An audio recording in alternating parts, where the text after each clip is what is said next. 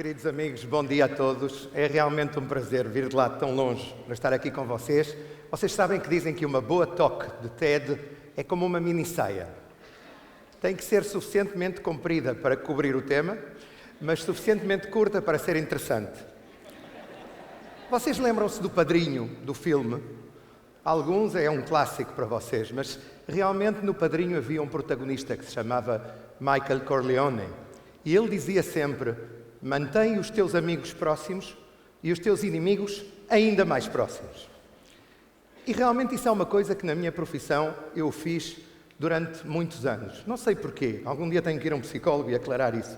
Mas a verdade é que eu dediquei a minha vida profissional a encontrar-me com pessoas tecnicamente definidas como inimigos, que em muitos casos gostariam de me ver morto, provavelmente. Talvez uma forma de masoquismo, não sei. Mas, em qualquer caso, realmente são experiências que eu quero partilhar com vocês e contar-vos um pouco o que se sente. É uma adrenalina extraordinária. É realmente à flor da pele. É um nervosismo enorme. É uma sensação de arrepio quando entras numa sala e estás a ver uma pessoa que pode ser um líder terrorista, que pode ser uma pessoa que realmente podia matar alguém da tua família, horas antes ou horas depois. No entanto, vocês sabem, eu estudei no Garcia da Horta, aqui no Porto. Eu nasci no Porto. Aqui começou tudo para mim. E realmente uma coisa não era... Eu era relativamente bom aluno, mas não era nada bom aluno em física. Mas eu lembro-me que aprendi uma coisa em física quântica que me acompanha durante toda a vida. E que é o seguinte: quando tu observas um fenómeno, quando tu tocas numa pessoa, quando tu te diriges a alguém, estás a alterar essa pessoa, estás a alterar esse fenómeno. É um princípio muito importante também quando se vai falar com o inimigo e quando se sonha com a paz. Quando se sonha realmente em poder dizer que a guerra é uma coisa que pertence ao passado. Isso é uma coisa que me acompanhou durante toda a vida. Um dos momentos mais particulares, mais fortes que eu vivi foi antes de ser jornalista. Quando cheguei a Israel, era muito jovenzinho, tinha 16 anos. No ano de 77, eu lembro-me de uma imagem que eu vi na televisão e que me marcou enormemente. Um avião egípcio aterra no aeroporto de Ben Gurion, em Tel Aviv, abre-se a porta e quem é que aparece desse avião? O líder do país inimigo mais importante, o Egito, sai aí, Anwar el-Sadat, e vem falar ao povo de Israel naquela altura. Tudo começou com negociações secretas que houve em Marrocos, entre o general Moisés Dayan e o general Touhami, egípcio, negociações que foram a primeira vez. Agora vocês têm que compreender, o Egito é um país que é 1/4 do mundo árabe. 1 de cada 4 árabes é egípcio. Portanto, realmente marca tudo. É um país onde, com várias guerras com Israel, desde 1948, milhares de pessoas dos dois lados morreram. E, de repente, depois dessas negociações secretas, Sadat, o líder desse país, diz: eu estou disposto a vir a Jerusalém. Eu estou disposto a vir falar no Parlamento de Jerusalém. Falar de paz. E ninguém acreditou. Quando eu estava a preparar esta talk, alguém em Israel me contou um segredo que nunca foi publicado. Era tal o grau de choque em Israel, por esse motivo, que no momento que aterrou o avião, havia uma unidade de elite preparada, chamada Sayeret Matkal, preparada para atuar no caso de que fosse uma emboscada, no caso de que de repente saíssem soldados e começassem a disparar contra os líderes de Israel que estavam a esperar Sadat. Eu lembro-me desse momento porque eu espero e desejo para mim e para todos no mundo que querem pôr fim a este conflito, o mais antigo do mundo na atualidade, mais de 100 anos, que isso se volte a repetir numa direção ou na outra, que haja um Sadat 2. Mas ao mesmo tempo, vocês sabem o que é encontrar uma pessoa que provavelmente 3 dias antes podia ter matado o meu filho? Isso aconteceu-me a mim. O meu filho estudava num liceu, quando tinha 15 anos, há uns anos, num liceu ao norte de Tel Aviv, numa cidade que se chama Herzliya. E uma companheira dele, que se chama Hadar Hershkovitz, chamava-se, ela quis ir comprar uma pita falafel. Vocês devem saber o que isso é. É uma coisa típica do Médio Oriente.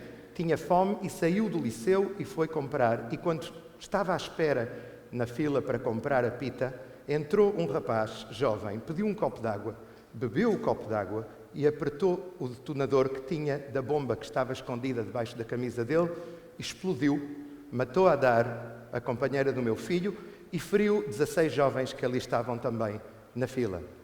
3 dias depois, eu tinha que ir ver o Sheikh Ahmed Yassin. Não sei se vocês se lembram, era um homem tetraplégico que estava numa cadeira de rodas, que quase que não podia mexer parte dos seus órgãos, e ele realmente, eu tinha que o ver, tinha que o entrevistar, e sabia que ele tinha dado a ordem para fazer esse atentado 3 dias antes. Isso é a flor da pele, realmente. Aí é preciso ser muito forte para poder falar com uma pessoa assim, para poder deixar as emoções de parte, sem as perder totalmente, porque eu acho que a nossa sensibilidade tem que estar aí sempre, em qualquer momento. Mas foi um momento que me marcou, e devo dizer, em 2004, Israel, as forças de segurança de Israel mataram esse sheik, o Sheikh Yassin, justamente quando ele começava a falar da possibilidade teórica de chegar a uma trégua, não paz, porque ele não reconhecia a possibilidade de que Israel existisse, mas sim chegar a uma trégua de uns anos que permitisse uma calma temporária. Isso nunca chegou a acontecer realmente. Mas encontrei outro líder deste grupo, que é um grupo terrorista, claramente, que matou milhares de civis em atentados suicidas.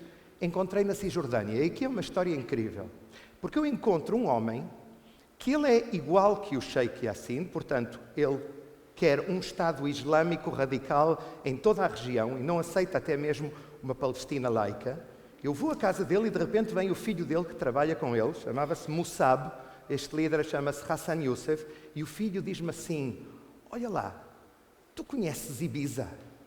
Diz-me assim ao ouvido. Digo: Ibiza? Digo: conheço.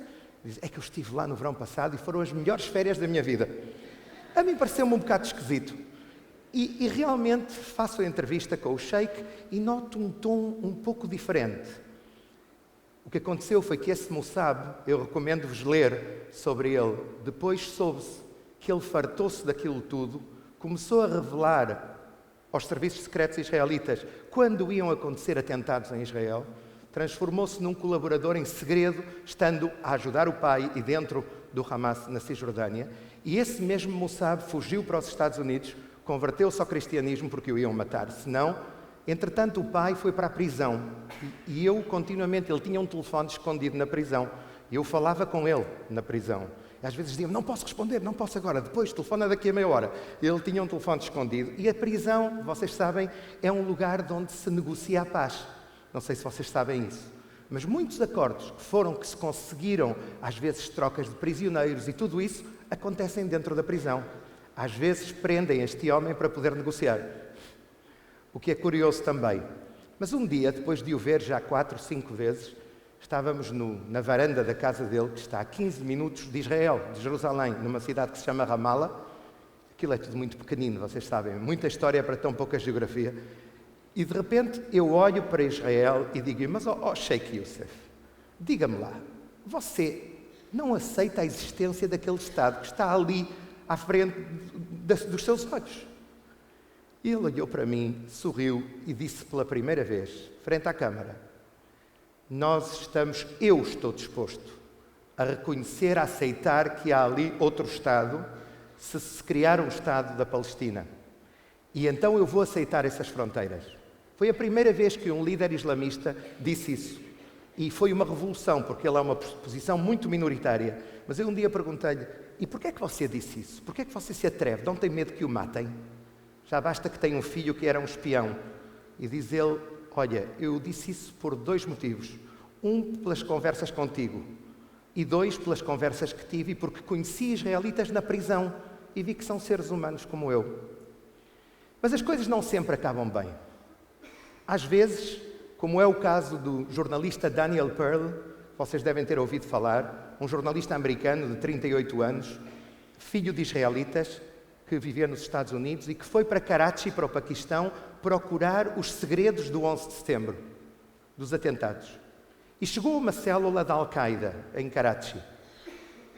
Ele foi capturado pelos membros dessa célula e depois eles difundiram um vídeo por todo o mundo, que é uma das coisas mais terríveis que há na net, que é o vídeo da decapitação de Daniel Pearl. A mulher de Daniel Pearl, Marianne, estava nesse momento grávida. Eu conheci-os há pouco tempo. E realmente é uma das coisas mais difíceis, que todos sabemos, os que estamos nesta profissão, que podem vir a acontecer, infelizmente. Mas vocês sabem, aconteceu uma coisa extremamente curiosa. Instituiu-se nos Estados Unidos um prémio que se chama o Daniel Pearl Award. E eu estava à frente do filho de Osama Bin Laden, Omar Osama Bin Laden, no Catar, a entrevistá-lo, a tentar entrevistá-lo, ainda o estava a convencer, quando olho para o meu telefone e vejo um mail que diz felicitamo-lo porque acaba de receber o Daniel Pearl Award. E eu nesse momento pensei, meu Deus, as coisas do destino. Pensei, poderia ter sido ao contrário, Daniel Pearl a receber o prémio Henrique Zimmermann. Mas graças a Deus eu estava desse lado, nesse momento. Em qualquer caso, é uma coisa que todo jornalista e alguns companheiros que neste momento estão na Síria podem vir a sofrer. E todos sabemos, é uma espécie de curiosidade que às vezes pode chegar a matar. Mas há momentos em que eu soube dizer não. Eu acho que a experiência nos leva a certas situações de compreender, de ter uma intuição que compreendes que pode ser muito perigoso. Isso aconteceu-me uma vez que o braço armado de uma organização numa cidade que se chama Nablus telefona a um companheiro palestiniano meu que trabalha comigo há 20 anos. Somos como irmãos. Ele já me salvou a vida umas 4 ou 5 vezes. E disseram-lhe, traz o Henrique para uma entrevista exclusiva, uma noite com o braço armado dessa organização, que se chama Al-Aqsa. E houve aí qualquer coisa que não nos pareceu. E foi a única vez na minha vida que eu disse não, não vamos. No dia seguinte, um francês e um italiano foram sequestrados por essa mesma organização. E por isso estou aqui agora. Mas realmente são histórias que acontecem e que são parte da vida de qualquer jornalista que está numa zona de conflito. Quando o Clinton era presidente e foi a Gaza, foi a primeira e última vez que um presidente vai a Gaza, eu decidi ir entrevistar um senhor que era o chefe do grupo mais radical que há na Palestina, que se chama Jihad Islâmica. É um grupo pró-iraniano financiado pelo Irão. Até hoje mesmo eles tentam mandar mísseis e armas para lá. E fui ver esse senhor que se chama Abdallah Shami e disse-lhe, o que é que você sente? Amanhã, segunda-feira, vem cá Clinton. O que é que você sente? E ele disse-me, eu quero ver Clinton morto amanhã aqui em Gaza. Essa entrevista foi publicada em todo o mundo, esse domingo à tarde, e à noite telefona-me o meu produtor de Gaza e diz-me, Henrique, não podes nem imaginar o que aconteceu. O Arafat, o presidente palestiniano, recebeu ordens da Casa Branca e da CIA para prender o líder da organização, Shami, e 10 líderes mais, por causa da nossa entrevista. Disseram que se eles não são presos, o Clinton não vai a Gaza. Eu no dia seguinte tinha que ir a Gaza. Agora imaginem, eu estava todo o tempo ali com tortícolis a olhar para trás a ver o que é que havia. Não foi lá muito simples. Mas são situações que acontecem. Passam 3 meses e recebo uma chamada do meu amigo de Gaza que diz, o Sheikh está livre, está em casa e quer beber chá contigo. E eu disse-lhe, vai tu. E ele foi. Mas depois de 6 meses tive remorsos. E lá fui eu. E estava frio naquele dia, mas eu não parava de suar. Eu não percebia muito bem o que estava a acontecer. Mas realmente chegamos a um grau. Ele pegou em mim e diz-me assim, vês esta biblioteca que eu tenho aqui? Aqui tenho os livros de todos os líderes israelitas, as biografias traduzidas para árabe. É preciso conhecer o inimigo, diz-me ele. E depois traz o filho, que tinha a idade do meu filho, Ahmed, põe assim a mão nas costas e diz, este menino é a frustração da minha vida. Eu disse, porquê? Diz ele, porque não aceita ser um mártir. E o miúdo estava envergonhado a olhar para baixo e não sabia de onde se meter. Mas realmente houve situações nas quais inimigos de ontem, hoje são aliados para conseguir a paz. Houve um grande empresário palestiniano que me contou a mim que em 1982, em plena guerra do Líbano, ele ligou para o líder israelita Yitzhak Rabin e disse-lhe, sem que você fale com o líder palestiniano Yasser Arafat, não há possibilidade de chegar a qualquer tipo de paz. E ele respondeu-lhe, Rabin, Arafat é um terrorista e nunca vou falar com ele, jamais. O que aconteceu foi que passam 11 anos e estão todos reunidos, Arafat, Rabin e o próprio homem de negócios, que se chama Masri, numa sala em Casablanca, e Arafat diz, Primeiro-Ministro Rabin, quero-lhe apresentar um empresário palestiniano.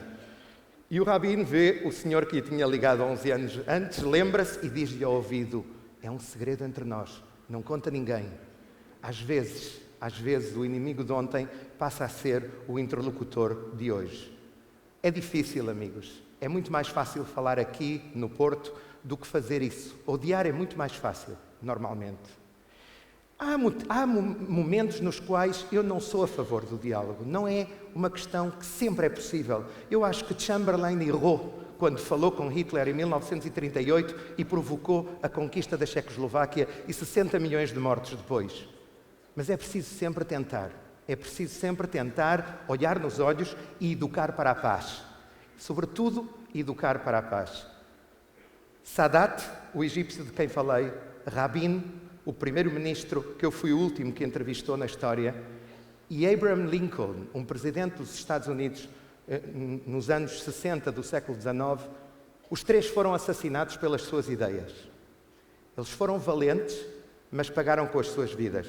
Mas Lincoln dizia assim: a melhor forma para destruir os meus inimigos é transformá-los em amigos.